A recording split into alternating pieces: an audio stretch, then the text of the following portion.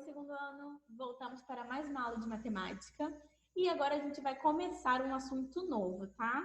Vamos falar sobre medidas de tempo. Isso mesmo, medidas de tempo. A gente vai aprender a medir o tempo. Tia, eu posso usar uma régua para medir o tempo? Não pode. E uma balança para eu poder medir quanto que ele pesa? Não, o tempo não pesa, gente. Para a gente medir o tempo, a gente usa instrumentos diferentes. A gente pode usar calendários, a gente pode usar relógios, mas calma, vamos um passinho de cada vez, tá bom? Eu vou compartilhar aqui com vocês a apresentação de hoje, onde a gente vai visualizar os conteúdos que a tia vai falar, tá bom? Ah, uma coisa importante. Vocês vão perceber que algumas coisas que eu vou falar aqui estão também na aula de história que a turma da manhã viu na quarta-feira e a turma da tarde tem hoje história também. Vocês vão perceber que algumas coisas elas vão se repetir. Por quê? Isso se chama multidisciplinaridade. É quando a gente junta duas ou mais disciplinas para falar sobre o mesmo assunto. Como a gente está falando de medidas de tempo, eu pedi para que a tia Vanessa fizesse uma aula sobre a história do tempo, para poder mostrar para vocês como que surgiu a ideia de medir o tempo, tá bom? Então vamos lá. No livro de vocês, esse conteúdo está na página 81 e na página 82. Agora, sobre a história do tempo, a gente vai falar bem superficialmente. Eu vou falar mais sobre como medir e alguns instrumentos, tá? Bom, como você já deve ter visto na aula de história, existem maneiras diferentes de medirmos o tempo. Antigamente, o ser humano media a passagem do tempo usando recursos da natureza. Por exemplo, o movimento da lua, o movimento do sol. Repara só nessa imagem.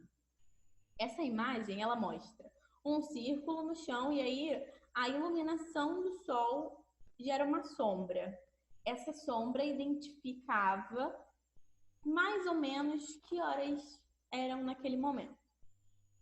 Mas isso não era muito eficaz, né? Por quê? Porque eu sabia mais ou menos que horas tem por ali, mas eu não conseguia ver os minutos. Mas eu não sabia nem como que isso estava dividido. Eu apenas via o movimento do sol na passagem do tempo. De noite, por exemplo, quando estava escuro, como que eu ia ver a sombra? Então, isso não era muito exato, sabe? Não era muito certo. Aí, criou-se algumas maneiras, alguns instrumentos aí para a gente conseguir medir o tempo. Na aula de história, você vai conhecer mais especificamente cada um deles. Eu trouxe só alguns aqui hoje, tá? O relógio, que é o mais comum, existe tanto o relógio analógico como o relógio digital. E aí, no próximo tempo de história, já vocês vão entender como é cada um deles, tá? O relógio de sol, que já tem aqui, igual a imagem que eu mostrei antes, né? Que mostra mais ou menos como é feita a sombra, para poder marcar a hora. A ampulheta, que é chamado relógio de areia, que o tempo ele vai passando de acordo com a areia caindo do outro lado do potinho. Aqui, por exemplo, se você observar, quando você vira uma ampulheta, a areia começa a descer. Esse tempo que a areia está descendo, a gente consegue medir. A gente sabe quanto tempo demora. Demora uma ampulheta inteira ou demora meia ampulheta. Então, a gente sabia, com esse relógio, a gente sabia quanto tempo demorava para fazer uma coisa ou para fazer outra coisa, mas a gente não sabia, por exemplo, o horário que era. Então, a ampulheta, hoje em dia, ela é muito utilizada em jogos. Vocês vão perceber, eu posso até depois trazer para vocês em um outro momento, quando a gente estiver pessoalmente, uma ampulheta para vocês verem como ela funciona. Ela é muito usada em jogos de tabuleiro, porque ajuda a contar o tempo que uma pessoa demora para fazer o movimento dela ou a atividade dela. A gente tem também a observação do Sol e da Lua, que é o movimento que o Sol e a Lua faz. Se você prestar atenção, o Sol e a Lua, eles não ficam o tempo todo no mesmo lugar. Tem hora que está mais para o lado, tem hora que está mais em cima. Por quê? Porque lembra que a gente viu lá na aula de geografia que a Terra ela se movimenta em volta do Sol?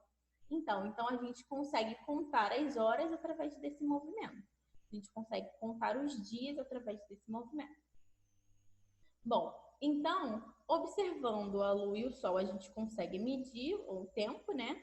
O calendário também ajuda a gente a medir o tempo, porque se eu olhar o calendário, eu sei que dia eu tô, que dia vai ser amanhã, quantas semanas se passaram ou quantas semanas faltam. Se você pegar um calendário e marcar o dia do seu aniversário, você consegue medir quanto tempo falta para o seu próximo aniversário, ou há quanto tempo seu aniversário já passou. Então, ajuda a gente a medir o tempo dessa maneira. A gente consegue medir os dias, as semanas e os anos usando o calendário. Tem o calendário maia, o calendário indígena e o calendário chinês, que são calendários específicos de um povo diferente, que entende de uma maneira diferente. E aí, assim, eles conseguem medir o tempo, contar o tempo usando esses calendários. A gente consegue usando esse daqui, tá bom? Então, hoje era só para a gente conseguir, nesse tempo, ver que existem formas diferentes da gente medir o tempo, que não é só com relógio que a gente consegue medir o tempo, que existem instrumentos como calendário, como observação da natureza, como ampulheta. Também existe o relógio de água, que é um relógio que era, na verdade, nem se chamava relógio, né? Ele tinha um nome diferente, clepsidra, que ele usava como a passagem da água de um reservatório para outro, mostrava o tempo que se demorava, como se fosse uma ampulheta, só que ao invés de descer areia, descia água. Mas é bem curioso, na aula de história a tia Vanessa deve estar explicando um pouquinho melhor sobre isso, tá bom? Então eu deixei para vocês uma atividade no caderno, que vocês vão copiar no caderno aquela letra bonita, começa na margem, o X para pular a linha. Vocês podem fazer a voltinha lá da matemática com o lápis de cor preferido. Caderno não pode usar canetinha, tá bom? Copia, faz com carinho, são só 3 perguntinhas, é bem facinho. E tem o gabarito depois para vocês corrigirem, combinado?